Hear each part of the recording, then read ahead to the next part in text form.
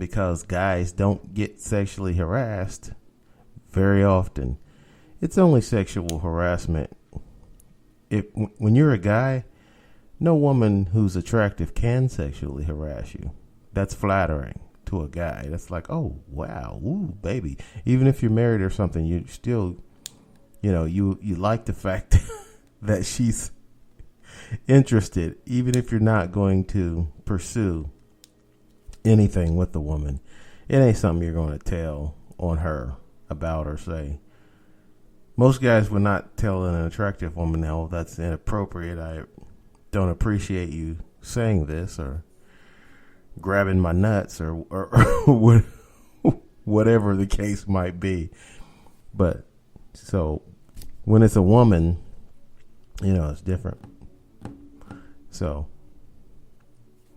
but anyway, I digress. That's what you call digress. I got off on a tangent.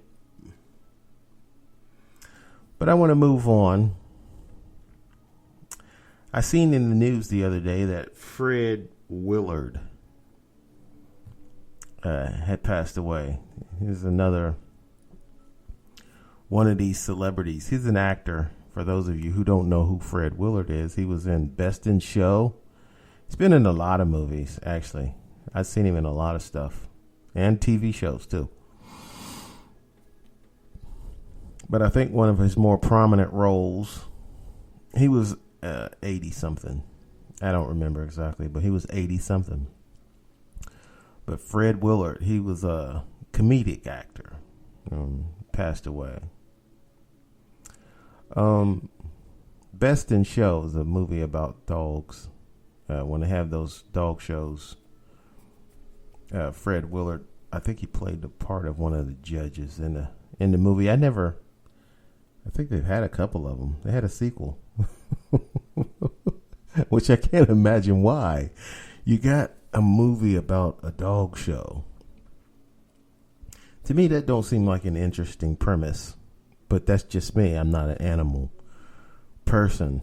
I haven't had a dog or a cat or anything since I've been an adult. I had a dog when I was a kid. That's because my brothers and my sister, they like dogs. My mom. Yeah, that's not me. So, but anyway, again, I'm just rambling over here. Fred Willard, prominent actor. He was in the movie Best in Show. Amongst that's just one of his roles that he played. Amongst 1,000 other cameos that he made in TV shows, but that's how you can identify him. That's the more prominent role that I can think of Fred was in is Best in Show. So we've had Little Richard die here recently, and one of the actors off of Leave It to Beaver died. I think the older brother, can't remember his, Wally. I know if anybody who's under the age of 60 is listening to this podcast, you're thinking, what the hell is Leave It to Beaver? That's an old show that used to come on. It was before all of our time. I'm 50, and trust me, when I was a kid, Leave It to Beaver was not on. It was reruns of it, and I didn't like it because this is in black and white. Even I was, I'm not down with the black and white. We used to watch, when I was a kid, though, we used to watch Gilligan's Island.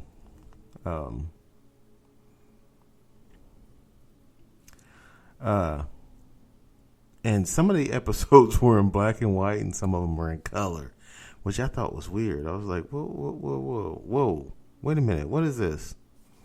What is this black and white nonsense?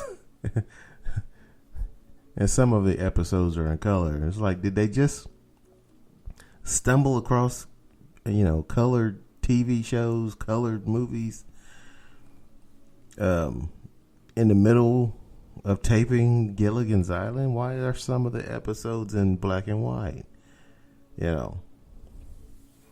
But when I was a kid, we used to watch shows. A lot of them shows that were not even being taped anymore. It was just reruns. My mother used to watch Gomer Pyle. Now, that's a show I didn't like, and it was in black and white too. Anything that was in black and white. The only thing I liked that was in black and white was the Twilight Zone, which was kind of scary, weird too. I remember my cousin Anitra. She's a grown woman now with many children, many children. But Anitra, I used to scare. Anitra, if you listen to this, you remember this.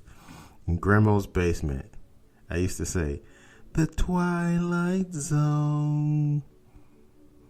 The Twilight Zone." And Anitra would be afraid. And she would say, "I'm telling Mom."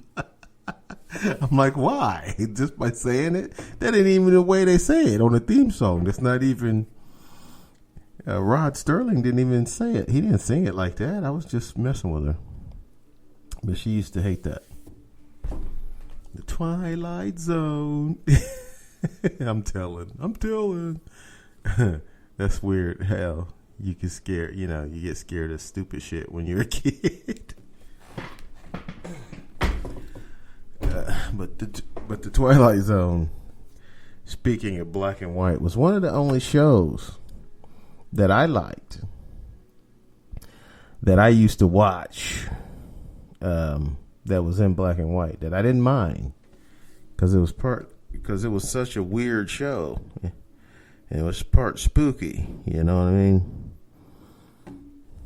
So, but any other show that was in black and white. And we watched a lot of reruns. Like I said, we watched Gilligan's Island. Half the shows were in black and white. I've seen Leave It to Beaver before. That's a show I didn't like. It was too corny for my taste.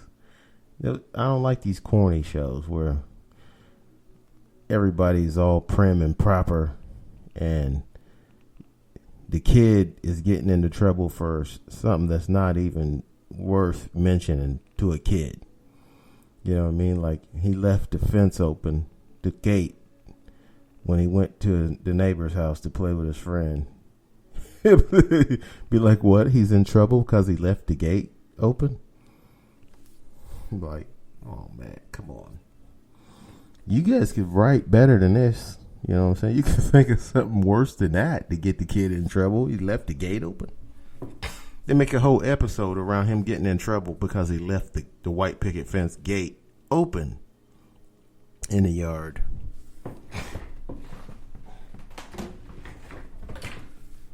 So that's why I didn't like them kind of shows. I don't like black and white unless it's something spooky like the Twilight Zone, which I'm not into horror movies. So I don't get down on horror. So I don't know. I've watched a lot of horror movies. I watched all the Friday the 13th movies when I was a kid, and the Freddy Krueger movies, which, I liked Freddy Krueger movies when I was young, but I'm not into all the gory stuff. The saws, I don't want to see anybody cut their foot off with the hacksaw. To me, that's disgusting. Plus that, I noticed in Hostel, which is the Tarantino movies, and Tarantino's obsessed with a blood splatter anyway. I mean, he makes these gangster movies sometimes which end up having blood splatter. Somewhere along the way in a movie that's a Tarantino movie, you're going to hear nigger 100 times, and then you're going to see some blood splatter. So, Tarantino, he's a great director, but he's a weirdo. He's obsessed with the N-word. It's what, people, have been reduced to saying it, except for Kyle Larson, apparently. The little dummy who lost his job, NASCAR driver. But we're going to pause for station identification. We'll be right back. Don't go away. Right after this. You're listening to a man who's so sexy it's completely ridiculous. Mr. Anthony Scott Dover. Yummy. And now, without further ado, the man we've all been waiting for, T-Jam D. Welcome back to the show. All right. We're back. The country is reopening, fellas. We're reopening because we need to reopen. We have to reopen. I'm not sure if we have to reopen right now, though. We do need to reopen. I mean, it's an economy based. Our country's economy based. I mean, this is how we get down as a people, and people have to go out. They have to work. Large crowds is what we're into. Sporting events, concerts. Entertainment. Although I seen this interview today with Vince McMahon, which he sounded dumb. He sounded stupid. I don't know. I know he's like a very rich guy. He owns the WWE, which used to be called the WWF, but they lost this. They lost this court battle and lost the name and had to change it. That was a number of years ago. Everybody who watches wrestling, professional wrestling, knows it as WWE now. But anyway, Vince McMahon was being interviewed, and he was saying people want to see new matches. They done a show with no fans, which for some reason to me it looked weirder than the NASCAR race. NASCAR also they had a race this Sunday in Darlington, which was won by Kevin Harvick. If any of you are, NASCAR fans, you probably know that already. You probably watched it. The race really didn't look that much different on TV. There's some scenes where cars go by the grandstands and there's nobody there. They should let some people in. Not a full venue, but don't pack the stands, but you should let some people in. Maybe a third of the people. You know what I'm saying? If it's if it seats 1,000, of course these venues seat more than 1,000. I'm just throwing some numbers out there. If it seats 1,000, let 350 people in for every 1,000 seats that you have.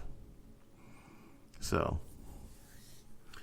make them spread out. Tell them, when they buy their tickets, don't sit next to anybody. Even if it's your wife, don't sit next to her. And kids, you got to put them in a different row. But they should let some people in. They don't need to have it totally empty stand, especially when an event's outside. Like the racing is outside. You know what I mean? Unless you are really right next to someone and constantly talking to them, you're not going to blow the coronavirus on them. Outside, you don't need to touch them at all. When you're indoors, there's a lot more touching, rubbing up against each other, close people, talking. There's no wind blowing usually indoors. So I can see where they might not want people to be congregating in the stands, a packed house, a basketball game or something. But they should let a third of the people come in.